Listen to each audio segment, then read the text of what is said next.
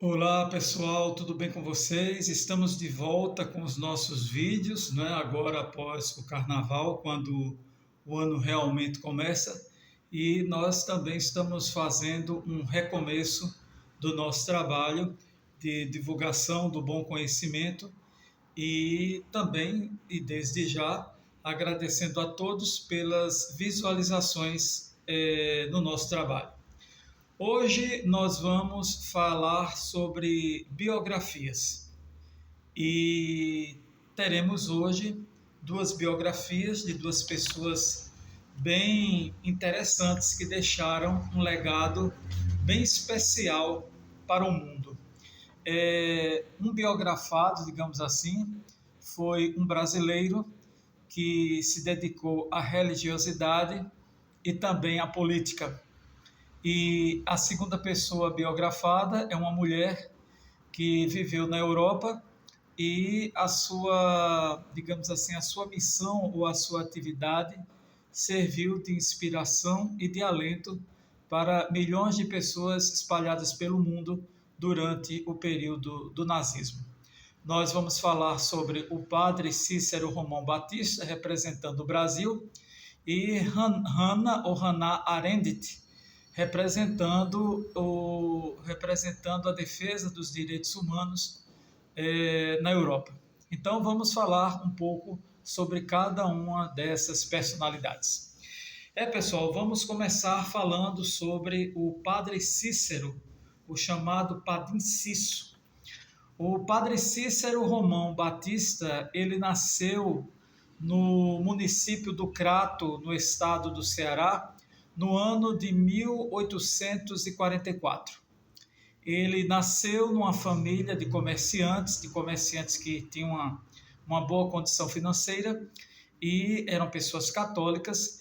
E ele já adolescente, ele já se sentia muito voltado para, digamos assim, o misticismo, para a religiosidade, e ele se autodenominava como portador de fenômenos, né, de realizador, digamos assim, de fenômenos místicos e fenômenos até paranormais. Ele, depois que ele nasceu no Crato, ele ficou lá até a adolescência, e depois ele foi fazer os seus cursos na Paraíba, e lá ele se dedicou de uma maneira que se tornou padre. Até aí tudo bem, Padre Cícero Romão Batista foi padre, mas ele não foi só padre, ele não foi só um líder religioso. O Padre Cícero, ele também foi um político. E ele foi uma das figuras mais polêmicas da história do Brasil naquela época. Para vocês terem uma ideia, ele nasceu no ano de 1844 e no ano de 1911 ele se torna prefeito. Ele se tornou, aliás, prefeito. E num dos episódios da vida dele, quando ele estava realizando uma missa, ele foi colocar a hóstia consagrada na boca de uma fiel, de uma senhora, a hóstia se transformou em sangue na boca dela. E aquilo causou um alvoroço, imagina, hoje, imagina no passado. E esse alvoroço foi tamanho que precisou que fosse realizado um estudo para ver se poderia se comprovar que aquilo ali foi um fenômeno, se foi algo criado. E realmente, através dos estudos, pôde ser constatado que realmente a hóstia consagrada se transformou em sangue. E foram muitos fenômenos que aconteceram ao Padre Cícero, porém, esses fenômenos não foram bem acatados pelo clero, não foram bem acatados pela igreja. A igreja via com muita ressalva a figura do Padre Cícero. Também por ele ser um homem muito polêmico, por ser um homem muito firme nas suas ideias, nos seus propósitos, e por ser também um padre político. Ele se envolvia muito nas questões políticas. Tanto é que ele fez um pacto, né, o chamado Pacto dos Coronéis, que foi um acordo feito, mediado entre ele e os coronéis daquela época.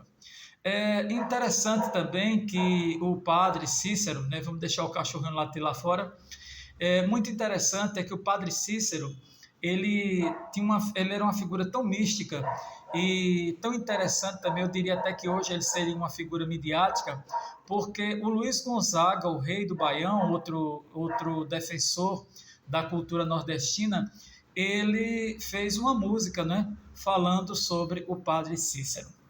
Padre Cícero faleceu no ano de 1934.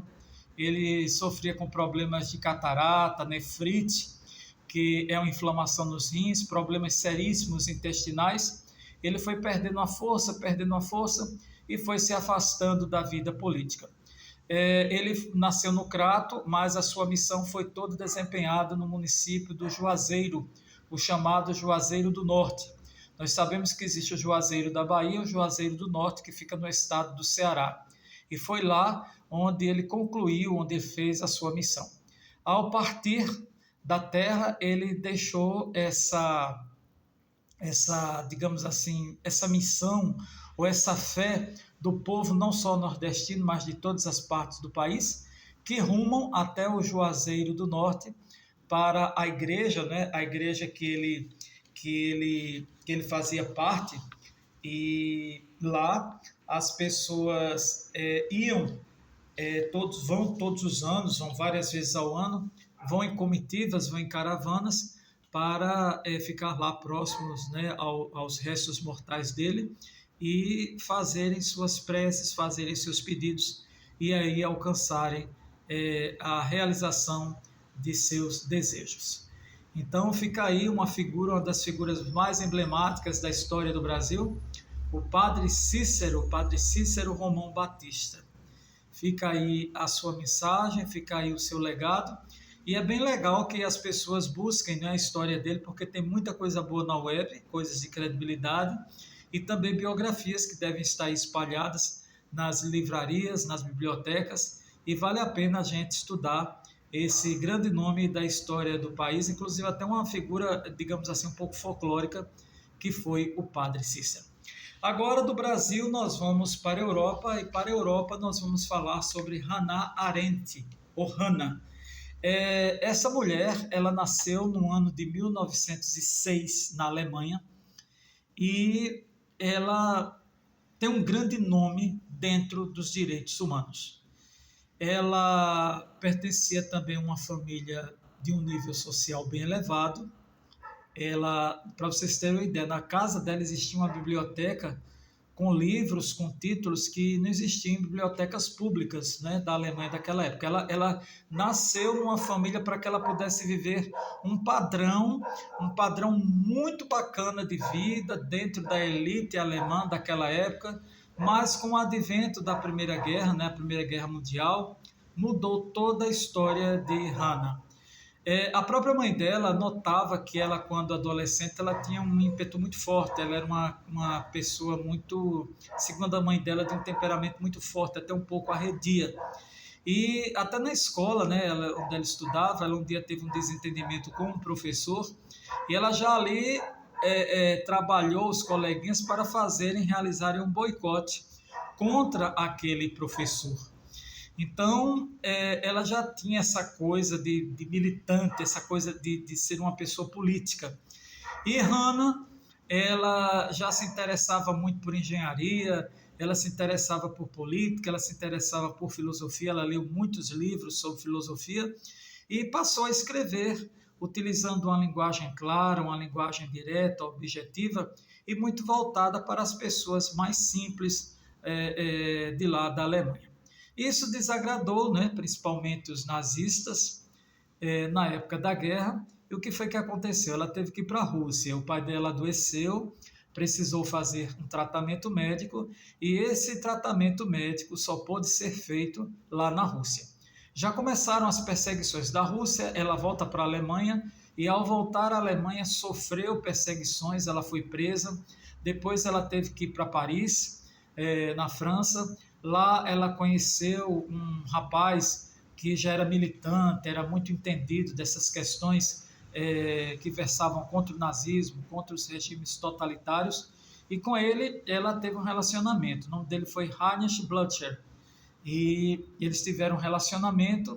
Ela também ficou presa lá em campos de concentração, depois ela consegue fugir, vai para Praga, na Tchecoslováquia, e daí ela tem aquela vida toda conturbada, então ela decide ir casada já para os Estados Unidos da América.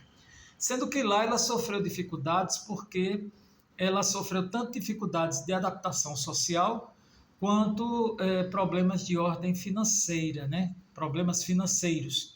Então, ela como judia, lógico que ia sofrer mais do que preconceito, mais do que pressão do povo nazista, ela se estabelece lá nos Estados Unidos exatamente como um livramento diante dos ataques que sofreu e do patrulhamento que sofreu, patrulhamento político vindo do nazismo.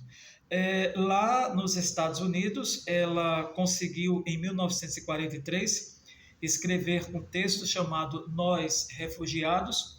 Em 1951, ela escreveu o primeiro livro, que se chamou As Origens do Totalitarismo, e no ano de 1958, ela escreveu seu artigo de maior relevância mundial, que chamou-se A Condição Humana.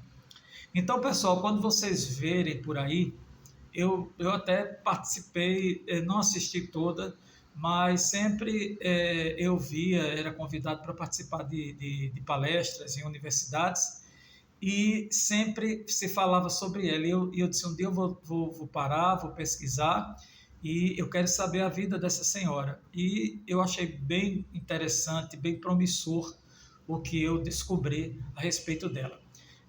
Hannah, ela se tornou uma filósofa, uma das grandes filósofas políticas do século XX, e ela se opôs ao regime, ao nazismo, aos regimes totalitários, e foi uma das defensoras dos direitos humanos.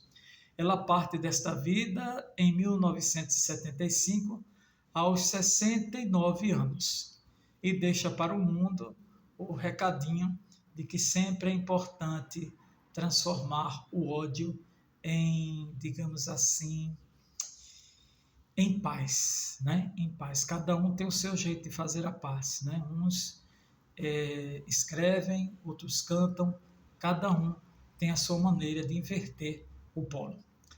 É isso aí, pessoal. Foram 2 biografias. Vamos continuar firmes nesse trabalho, nesse nosso propósito.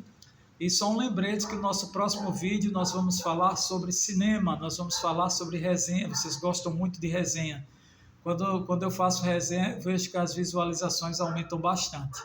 E eu já assisti a um filme agora no Carnaval, e é um filme muito legal, ele não é antigo, ele tem mais ou menos 20 anos, e eu já preparei a resenha dele e eu creio que vocês vão gostar. É um filme que reúne suspense, ele é policial, ele tem drama, ele tem terror, tudo misturado.